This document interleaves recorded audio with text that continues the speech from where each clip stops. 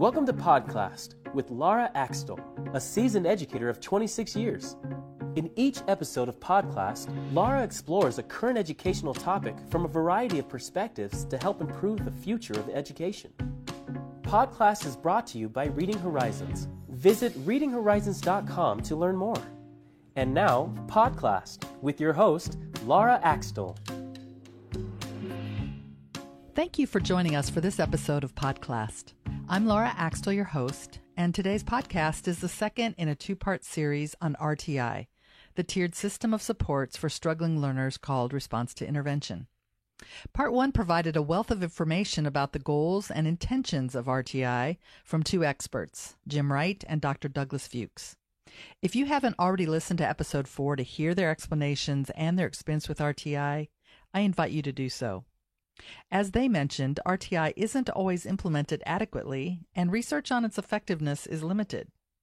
Since RTI is the most commonly used model for intervention in schools, what do these two experts think could be solutions for improving RTI? In addition, we'll hear from a school administrator about the RTI process they have used successfully to intervene with students in her district. I'm happy to welcome back Jim Wright to the program. Mr. Wright is the founder of the RTI resource website called interventioncentral.org and the author of 4 books on RTI. On the last episode, we talked about some of the issues that arise when schools are implementing RTI. Today, our interview will continue right where we left off, as Mr. Wright outlines his recommendations for improving RTI. Mr. Wright, thank you for joining us again to talk about RTI solutions. Thanks for inviting me, Laura. I'm going to jump right to the question. Based on your experience across the country, could you provide recommendations to schools for increasing the effectiveness of the RTI model? What do you see as potential solutions? In schools that have really helped classroom teachers to see the importance of strong instruction and differentiating the classroom, part of the success there is I got teachers who, when a student begins to struggle, they can both identify that student, articulate where the areas of concern are, and they can really tap into some ideas to support them. So those teachers feel much more empowered to take on a wide variety of different learners and be successful. And then everything kind of interlinks and supports. So in that school where the classroom teacher at Tier 1 kind of feels like she or he has more tools and they have greater confidence, we're not getting quite that pressure you alluded to earlier to get these students into Tier 2 and 3, supplemental intervention. And so we're much more able to rely on, objective data. Let's say a school-wide screener that can look at at-risk kids to help us in a rational way to identify those students who are at risk for, academic failure, get them into Tier 2 and 3 services. So it's not just willy-nilly driven by, teacher concern. It's actually data-based, and we're picking those kids who obviously most need that support. Those same schools then are finding that Tiers 2 and 3, we don't have these vague goals for students. We want to improve reading, and we'll do reading stuff with them. What we're doing instead is these schools have really outlined some good, solid programs and practices supported by research that are found to be effective, and they're training people to use those.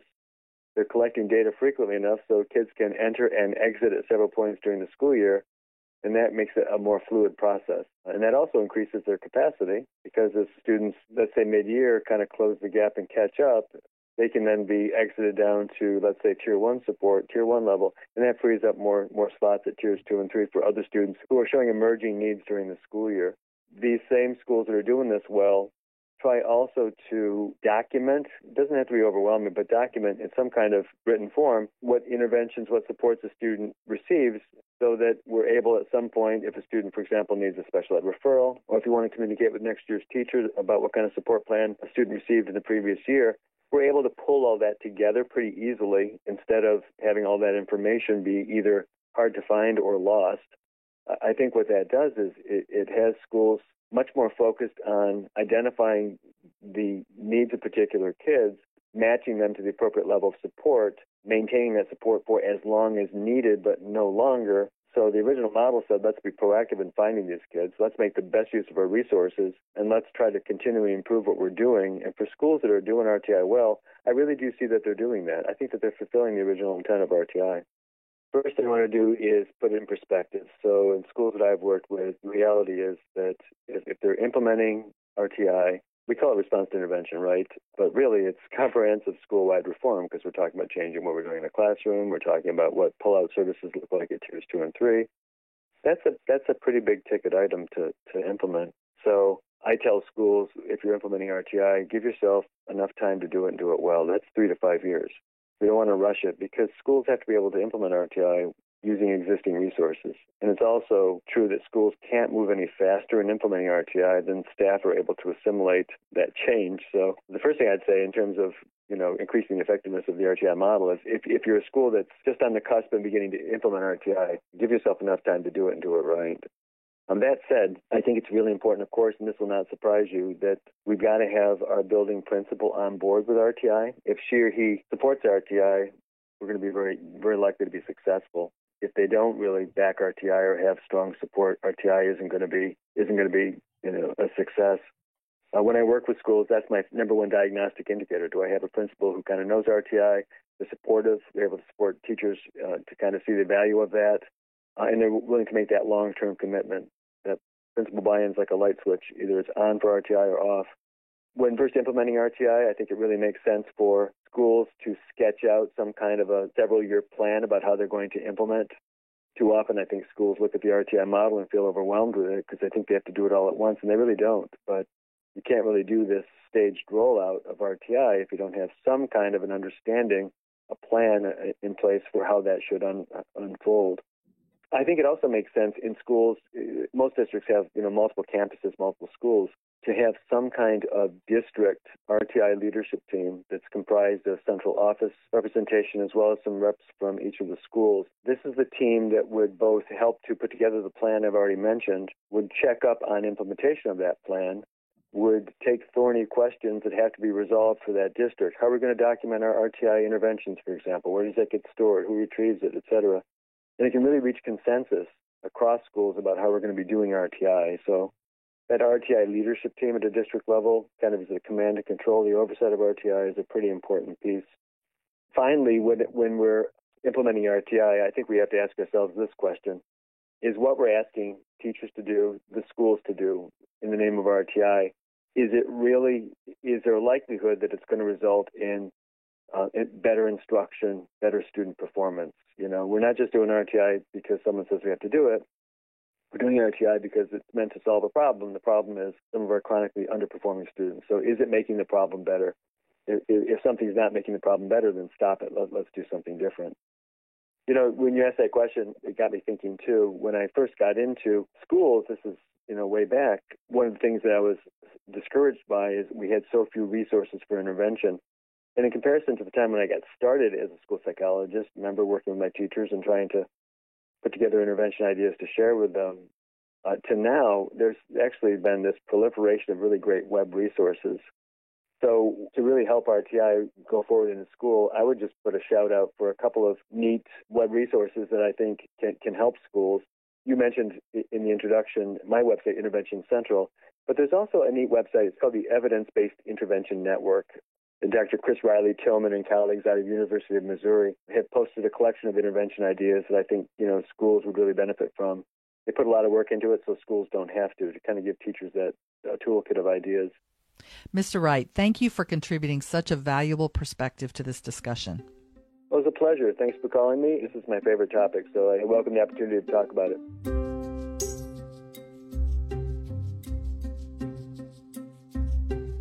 Our second guest and returning expert is Dr. Douglas Fuchs. Dr. Fuchs is a professor at Vanderbilt University and an educational researcher and writer. On the last episode, Dr. Fuchs discussed some of the difficulties with accurately assessing the effectiveness of RTI and some of the flaws with previous research. Today, he'll be sharing what he thinks could impact intervention. Thanks for joining me again today, Dr. Fuchs. Nice to be here. You have proposed some improvements in the RTI model regarding structure and implementation. Could you share what you believe would lead to a more effective model of instruction and intervention? Yeah. So first off, I think it's a big mistake. I think it has been a big mistake during the last 15 years or so for very well-intentioned people to be pushing a model of RTI. There should not be a model of RTI in this country. There probably shouldn't be a model of RTI in a state or even perhaps in a school district. There should be more than one. And to keep things, relatively straightforward, I would say there could be or should be a quote-unquote more ambitious model and a quote-unquote less ambitious model. The more ambitious model would be defined as having more tiers, 3 tiers, or some people prefer 4 tiers. A less ambitious model would have 2 tiers. In principle, are more tiers better than fewer tiers? I would say yes, in principle. But when you're talking about a district that provides its school-based practitioners with very little material and otherwise critical supports, if the district doesn't have the money and it doesn't have the money and the general resources to help its school-based practitioners, and the school-based practitioners feel, tremendous pressure, tremendous anxiety. Many kids are not doing well in the regular classroom. The idea of coming in, pretending, to be riding a white horse, so to speak, into the school, saying what you guys need is a 3-tier or 4-tier RTI system, makes no sense. What a school that is struggling to meet the educational needs of its students, what that school needs is not a 3 or 4-tier model. It needs a 2-tier model and something that is more doable. It's a 2-tier model, which we outline in the paper that we had published in Exceptional Children that you're referring to. A 2-tier model is not a simple model, but it is a more doable model. And what it basically does is, what it attempts to do is to encourage teachers and school-based administrators and others to think about the regular classroom. How can we feasibly change the regular classroom to make it stronger, to make the instructional environment stronger and more accommodating of a greater academic diversity of kids? And the good news here is that there are decades worth of research and validated programs that could be used in regular classrooms to strengthen those regular classrooms, to strengthen the achievement in those regular classrooms, especially in the areas of reading and math. And in this article that we published in Exceptional Children, we refer to these validated programs as supplementary programs. So they're not meant to compete with what the district is expecting the teacher to be using in terms of curricula and so forth, but it is supplemental. And there are a number of these supplemental programs that can be used, that have been used in many places. So the first tier of a 2-tier model is to try to fortify, and I can't do justice to the whole thing, in this podcast, but is to try to fortify the regular classroom. And the second tier is special education.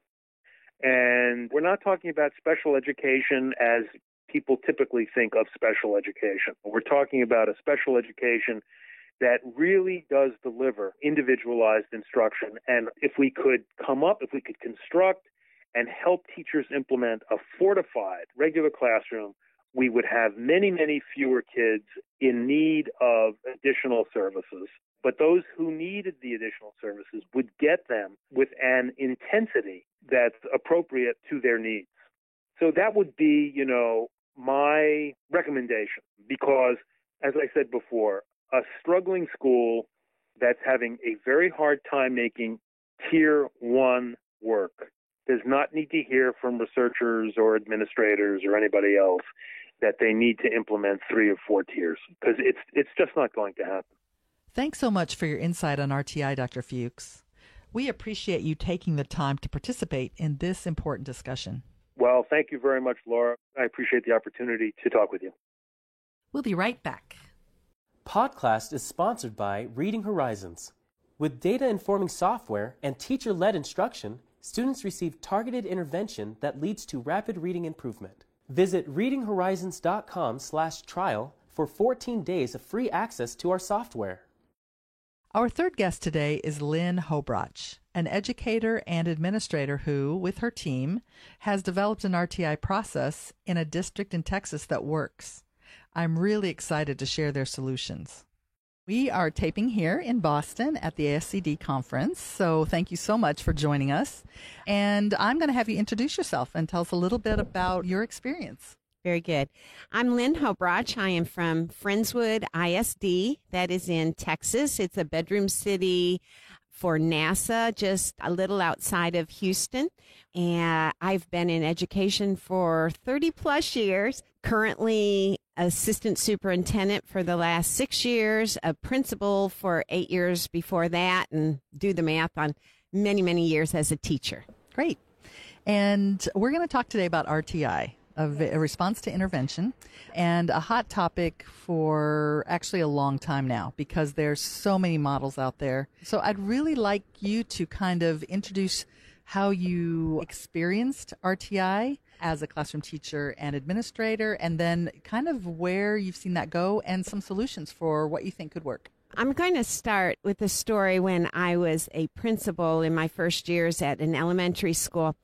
And in the first year, you always, you're pretty quiet and you're just observing and taking a look at just how systems are.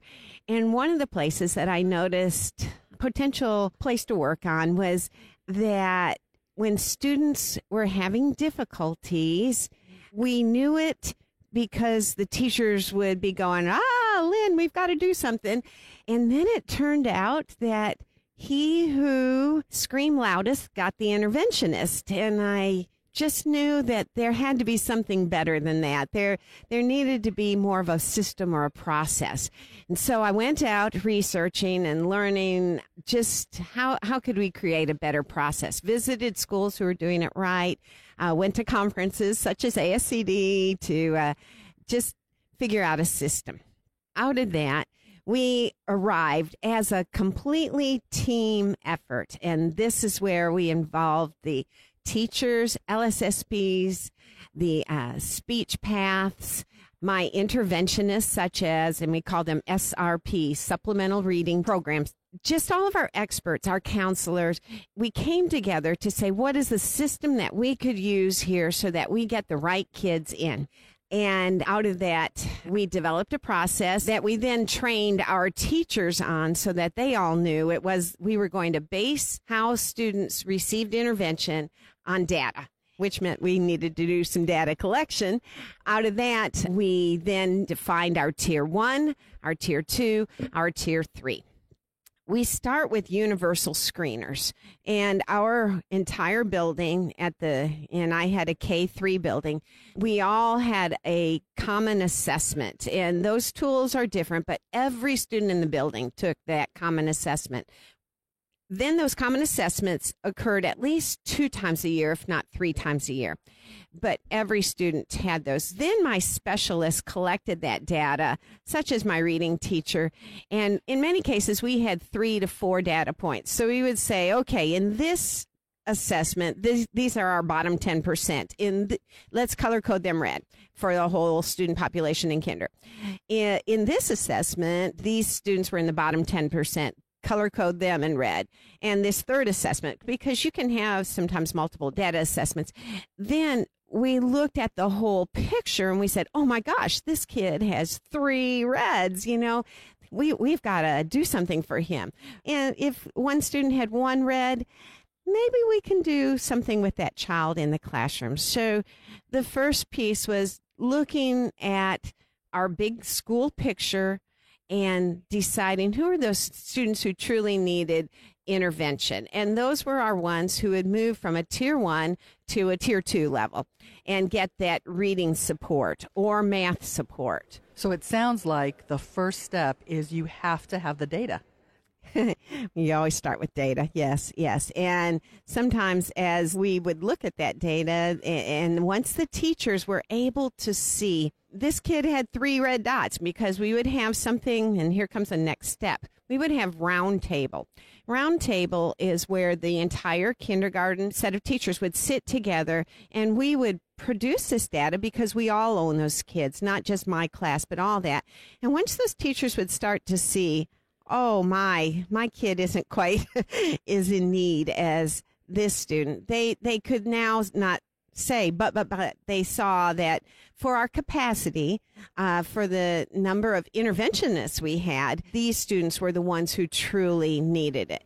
That's interesting, though, because there is, as you mentioned, kind of competition sometimes for how do I get help for my kids, because, of course, you're so invested in your students. But by allowing the whole team to really identify who are our neediest students in the school, that really targets the intervention to those students who need it the most, even if they're your child and not in my class. That's right. It's our kids. And along with that, our Tier 1 instruction has to be strong, which is why we're always working on developing those teachers.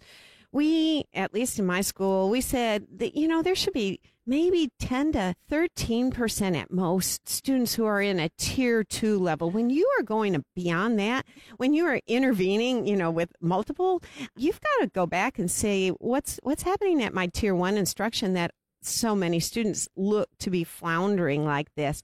But for our capacity, I had 2 reading interventionist teachers, and so I'm going to talk about reading, which is the biggest place we intervene. Our capacity there allowed for X number of students, and if your student didn't make it, those interventionists also worked right with the teachers at Tier 1, unpacked the student issue, and gave teachers tools to work with those kids in the classroom. And that empowers teachers. We have to have teachers with efficacy. I can own this kid.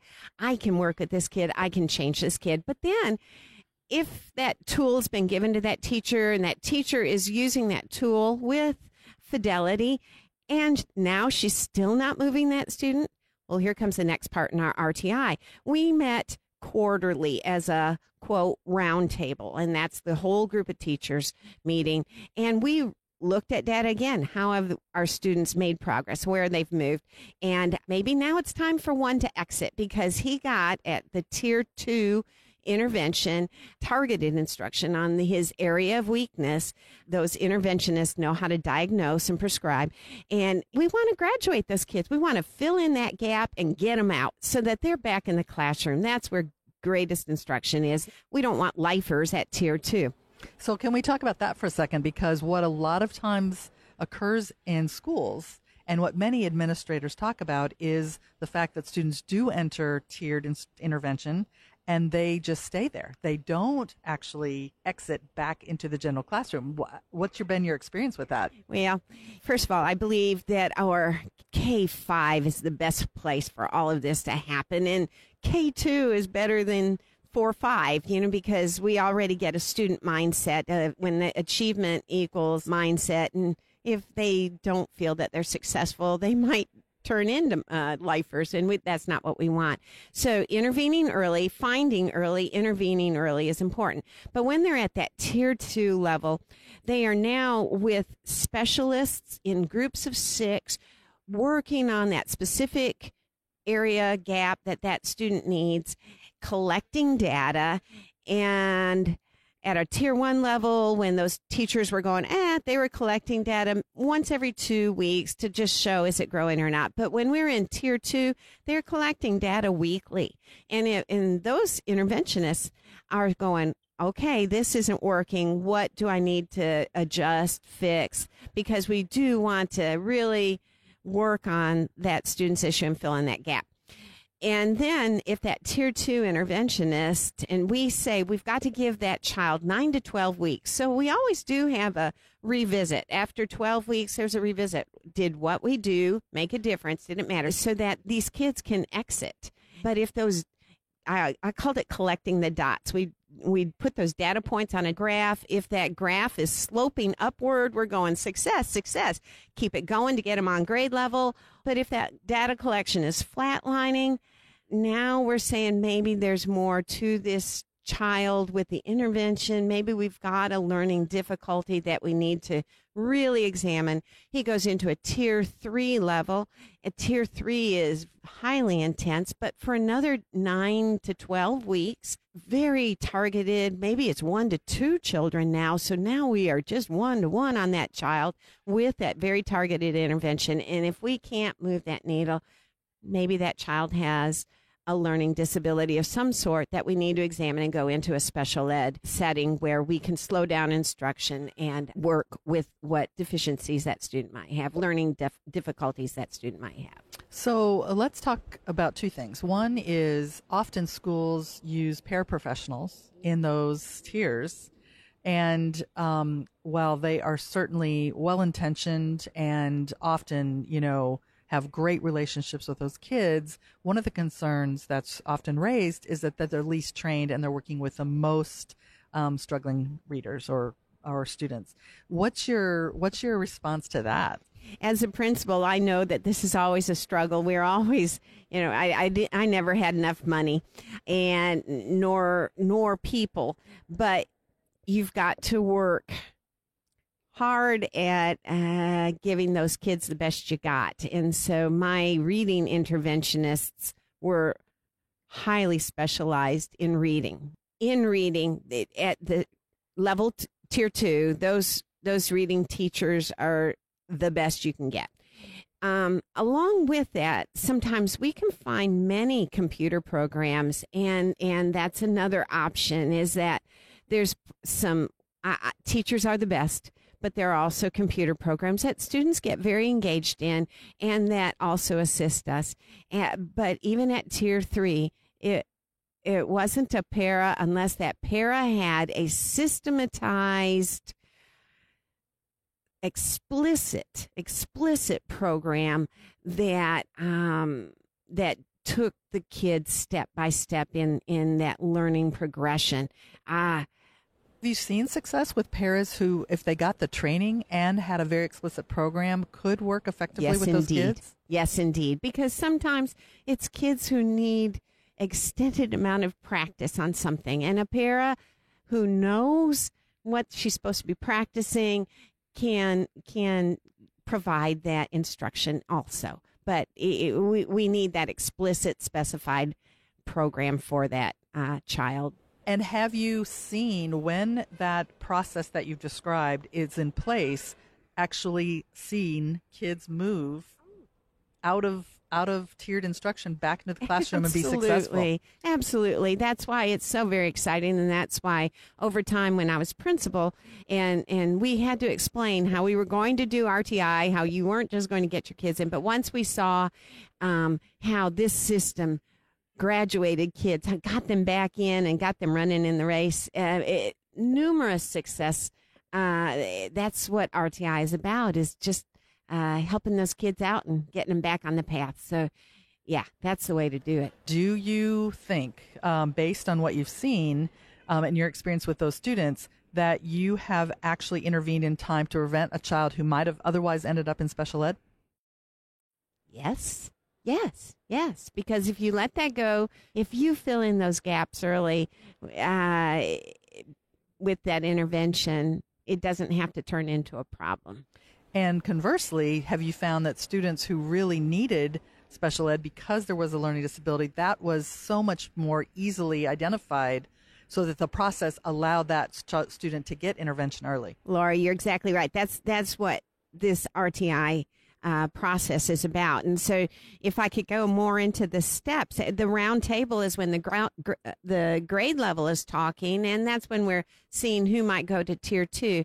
But once we now are looking at those tier 2 students, we have a next step called, in our district, problem-solving team. And that problem-solving team is now a group of experts plus the teacher who are really starting to unpack one student at a time, look at all of his package. The counselor brings stories. My ESL teacher might bring information. Depending on who that student is, it's a whole story that helps us to understand that child and know exactly where we need to go and work with him. If you could talk about kind of the takeaway, it sounds like, number one, you have to screen students early. You have to collect data.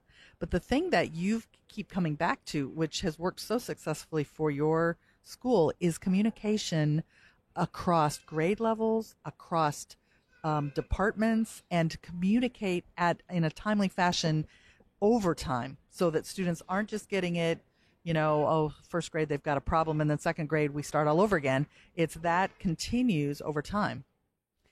Thank you, Laura. Communication is something that I felt was most important. And so teachers know how this process works. Students know how things are going to work because we let the parents know also, this is how we're going to intervene. This is our plan. We're going to give you progress notes to let you know how your child is moving along. It is about communication and about the school owning all kids, not just my class having my kids and how good they are. Thank you, Ms. Hobroch, for providing such a thoughtful model of intervention and giving us real-life solutions for improving services to students. I hope you found today's episode to be informative. Effective instruction and intervention for struggling students is so important. We encourage you to view and share the resources mentioned by our experts and educator and the solutions they proposed at readinghorizons.com/podcast. Thank you to our guests and to you, our listeners. We invite you to join us for the next episode of Podcast on project-based learning and education innovations. Thank you for joining us for today's episode of Podcast. To be notified when future episodes are available, subscribe to Podcast on iTunes.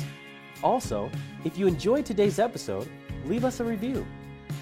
To submit discussion topics or to recommend a student, parent, educator, or expert to be interviewed on future episodes, please send an email to podcast@readinghorizons.com. Podcast is brought to you by Reading Horizons, the creator of a data-driven literacy program for beginning readers, struggling readers, and English language learners of all ages. With data-informing software and teacher-led instruction, students receive targeted intervention that leads to rapid reading improvement. Visit readinghorizons.com to learn more.